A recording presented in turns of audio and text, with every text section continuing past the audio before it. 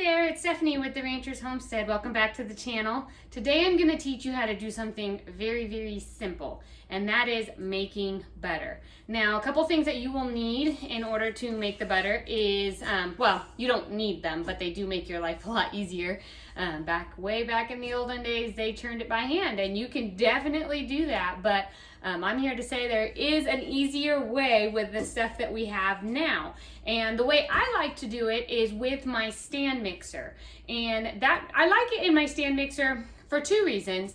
One of the reasons is because when I'm kneading the butter and I'm running the cool water on it, I can just use the same bowl that it's in, and I just stick this right into the sink while I'm doing that.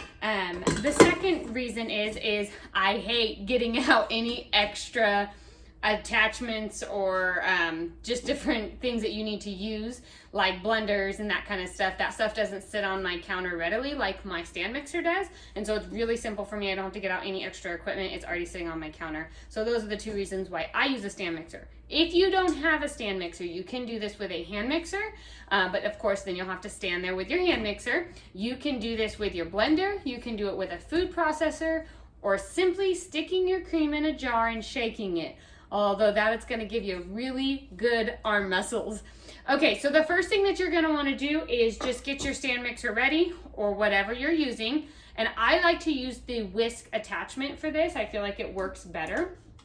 And then you're going to want to get a good quality cream. Now, I get my cream raw from a neighbor here in Missouri. That is perfectly legal, and I can go ahead and buy milk, raw milk from somebody.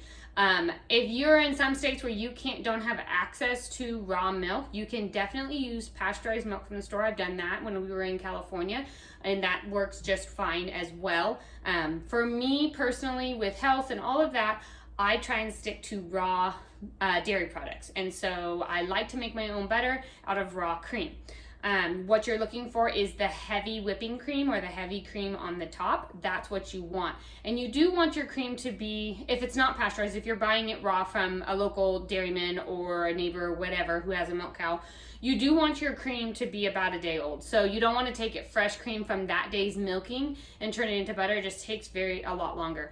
As the cream sits, it actually starts really thickening when you haven't messed with it and pasteurized it or anything. It really starts to thicken on its own, and it makes butter making so much easier. So I always ask when I pick up my milk for the week, and my cream for the week, do I have any yesterday's cream or anything like that? And she'll usually tell me, who I get it from usually says, this is today's cream, or this was yesterday's cream, or whatever. So I know if it's ready for butter making that day that I pick it up, or if I should wait a day or two.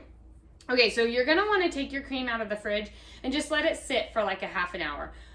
If you let it sit too long and it gets too warm, too much of a room temperature, then your cream or your butter is gonna be more of a soft serve butter, and it's not going to be as hard to knead at the end. So just know that if you let your cream get too warm, it's not going to be as hard at the end. It's still very edible, and you can use it. It's more like a soft spread butter, but I like mine to be a harder butter. So I'm going to set my cream here for about a half an hour, and then we're going to churn this little quart of cream into butter.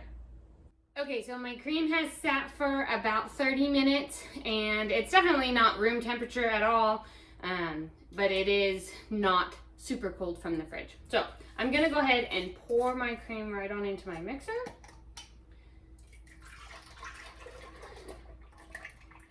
And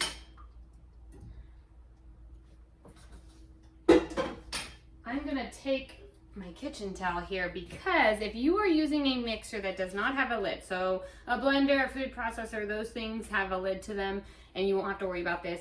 But in the mixer, you will get cream splattered all over your kitchen if you don't cover it. So I am gonna turn my mixer on to, turn it to 4, and then I'm going to cover it, and I'll put it up one more notch. What you're doing is you're agitating that cream, and I'm going to show you as we hit each stage how it's going to transform into butter. The first stage you're going to hit is soft peach or whipped cream, and at this point you can actually just sweeten it with some maple syrup, and you have homemade whipped cream. or you can let it keep going and it'll turn into butter. So right now, the only thing in my mixer is just straight heavy cream. I have a kitchen towel over it, and I have my mixer on to about 6, and it's whipping it pretty fast. Okay, so here we have the cream has been whipping for a few minutes, and you can see that it is turned into whipped cream. If I were to want whipped cream, I would add a little bit of maple syrup to this, let it whip a little bit longer, and then I would pull it out and you have your own homemade whipped cream, which is so delicious. But since I'm making butter, I will let this continue and I'll show you what the next stage is. Okay, this is not a part of butter making, but I'm doing it, so I thought I'd show you what I'm doing. So I make my own homemade coffee creamers, and recently I have found that if you whip the cream that I put in my coffee creamer into whipped cream and then add that to your coffee creamer, it's way better. So I'm just going to stop my butter really quickly and pull out a half a pint jar of whipped cream. It's not sweetened whipped cream because I didn't add any sweetener to this, but I'm gonna add this to my homemade pumpkin spice coffee creamer, which I do have a YouTube video up on that. So go back through and find that because it is so delicious and so much healthier for you than what you can buy at the store. So that's just a little tip for you. Take out your whipped cream when you want to make something else with it, set it aside and use that for something else. Now, I'm gonna keep letting this go until my butter breaks and separates from the buttermilk.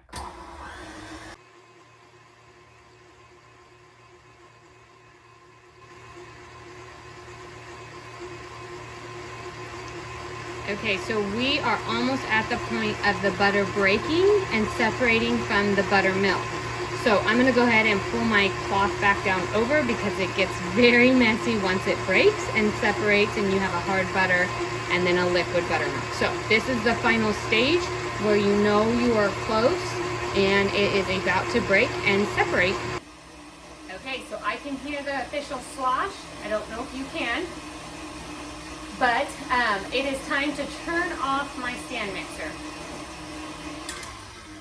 So I'm going to show you what it looks like at this point, and then we're going to go ahead and strain off the butter from the buttermilk and knead your butter to get out any remaining buttermilk out of it.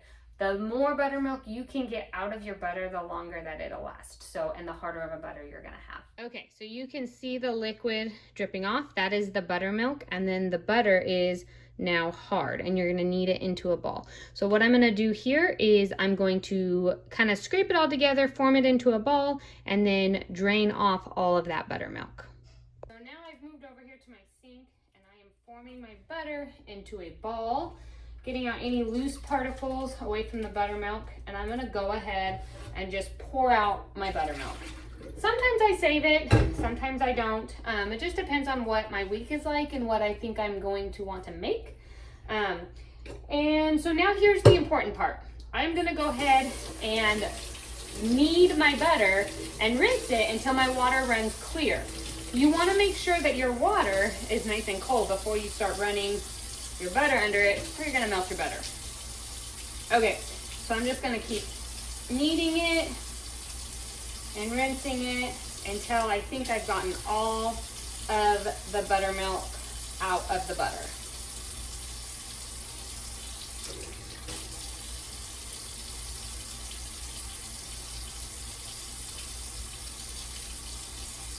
Okay, my water seems to be pretty clear now. I don't have a ton of buttermilk dripping out.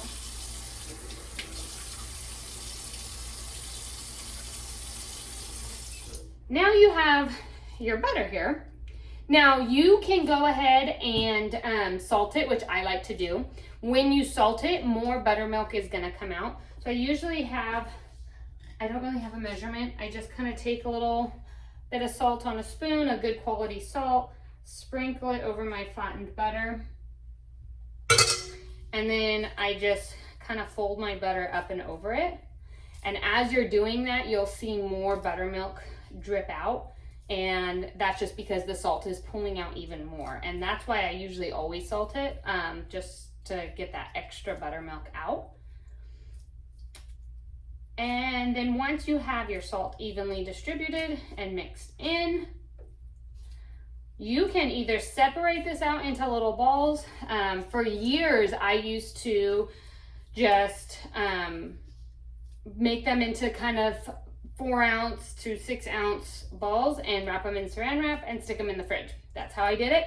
Recently, probably the last couple months, I got this handy dandy mold here from Amazon, and I really like it. They make a nice rectangular cube, and about 1 quart of cream fills about all 4 of those molds. And so I like it because when I'm baking or when I'm using this butter in a recipe, it's close to like a stick of butter from the store. And so I like to have it like that so it's easy for me to find the measurements. But definitely not necessary, not an extra thing. I will add a link to this particular mold, but there's all kinds of molds that you can find for butter. So you can go ahead and fill your molds or put them in the fridge and you have yourself homemade raw butter.